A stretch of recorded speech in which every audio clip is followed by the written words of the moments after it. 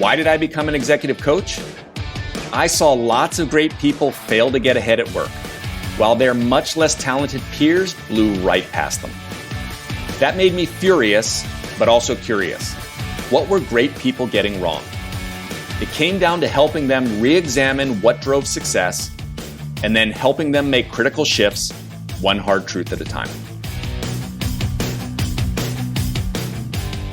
Feel like you're doing everything you were told, but you're not moving ahead at work nor having the impact you seek?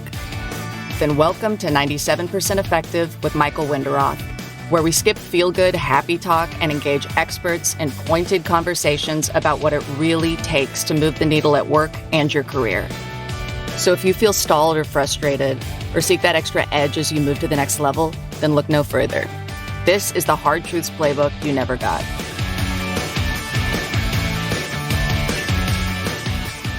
Hi, I'm Michael, and I'm really excited to welcome you to my new podcast, 97% Effective. I'm an author, speaker, and executive coach that's helped thousands of great people get ahead without having to sell their souls in the process. In this short introduction to 97% Effective, I want to share three things with you. What you can expect, how it's going to be different, and why. Why I created the podcast, ending on a deeply personal note. So what, how, and why? First, what you can expect. Every week, every guest is dedicated to helping you better navigate your work and career, providing tangible insights, strategies, and tips. Our first season is going to concentrate on power and influence. These are the focus of my coaching practice. And they're two forces that are widely acknowledged, but really poorly understood. We're going to break down not just what power and influence are and why they're important, but on the how. How you go about putting specific techniques into practice to realize your goals. Now, we're going to address head-on uncomfortable realities and challenge your thinking. Hey, the smartest people don't always rise to the top. How being inauthentic might actually propel you, and how embracing politics and power may not be underhanded, but really essential. Now, we're going to do this by talking to three types of guests. Thought-leading academics, pulling actionable insights from their very dense research. Expert coaches and trainers, learning how they help their clients.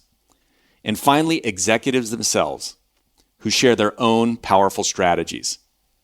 Some of these guests are widely known, but many you may not be familiar with. They're people I've learned from. And that's exactly why I want to amplify their great work by bringing them to you.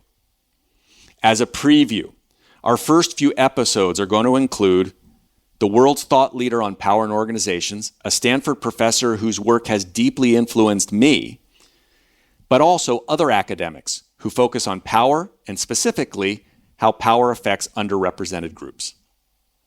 We're also going to hear from two non-American heads of global training centers who challenge the idea of servant leadership and reveal the techniques that took them and many of their clients to the top. We've also got lined up two world-class communication experts, one who focuses on ensuring your message always lands, the other who ensures you deliver with impact even when things are crazy and on fire. How is this podcast different? The second topic of my introduction.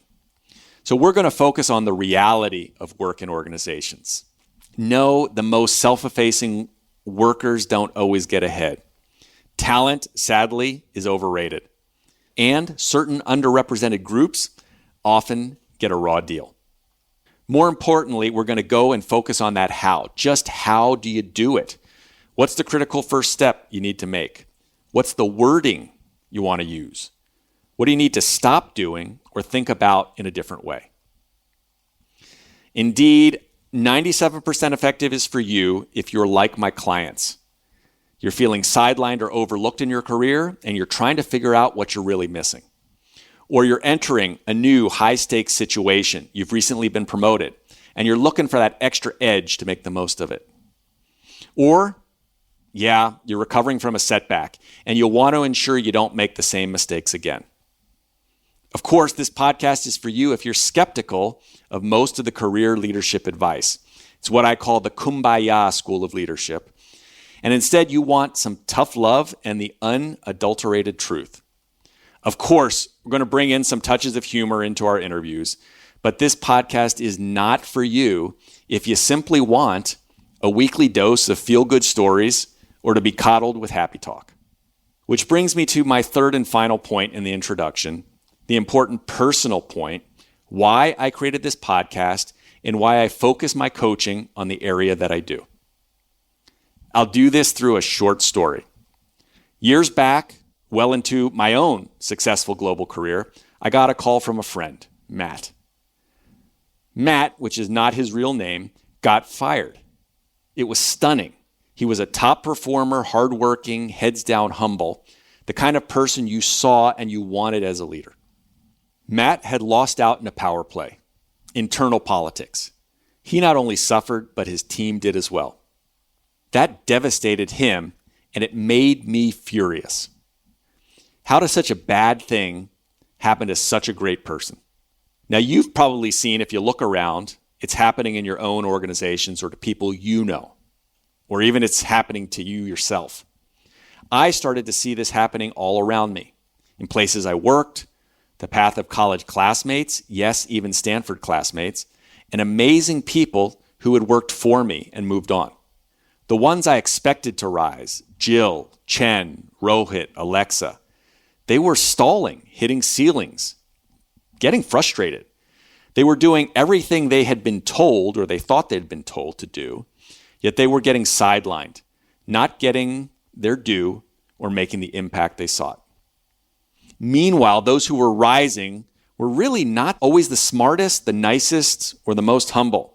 Many, in fact, were narcissists, the ones we know who run organizations into the ground but still do great for themselves.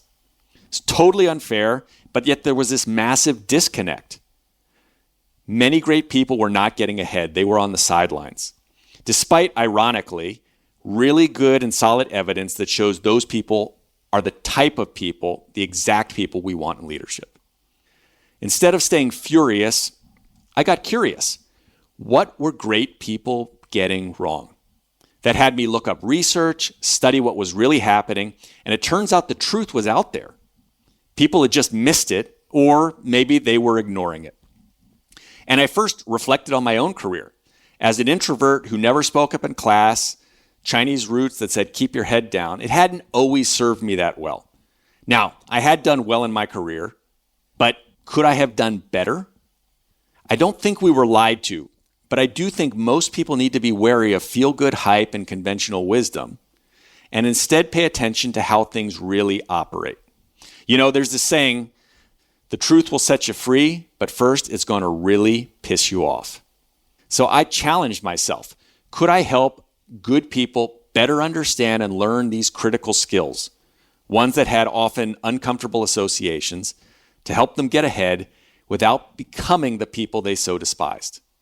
Years later, I acted on that insight, and I focused my executive coaching practice on helping the Matts, Alexas, and Rohits of the world pay attention to the evidence, harness what really accelerated their career, and often, frankly, get out of their own way. Now, that's not always an easy process to make those critical shifts, but it absolutely can be done, and it can be learned. To date, I've helped thousands of executives through one-on-one coaching, speaking, workshops, and my clients are all around the world. So while their situations, cultures may differ, the principles and process that helps them get ahead are the same. The results, promotions, outsized bonuses, new roles, being sought after, or leading change in their own organizations. But most of all, and this I think is the most important part, is that they feel like they're in the driver's seat, stepping into their own power on their own terms. To expand my reach and help more people, I started writing in Harvard Business Review and Forbes, which led me to write my own book, Get Promoted, What You're Really Missing at Work That's Holding You Back. Now, recognizing and understanding power and influence is one thing, but being able to apply it is quite another, and is often a challenging emotional step.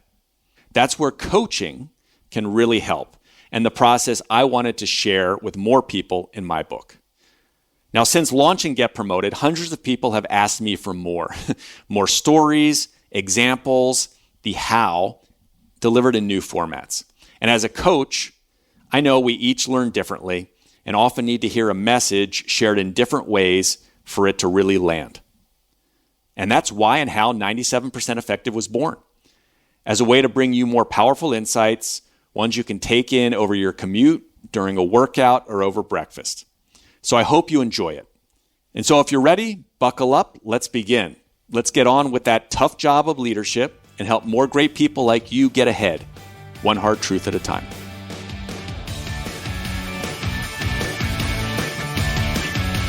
Thanks for listening to 97% Effective, where we skip happy talk and help you break through and ascend, one hard truth at a time.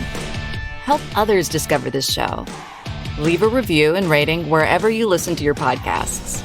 And if you like what you heard, you can get free resources, including the first chapters of Michael's book, Get Promoted, on his website, www.changwenderoth.com.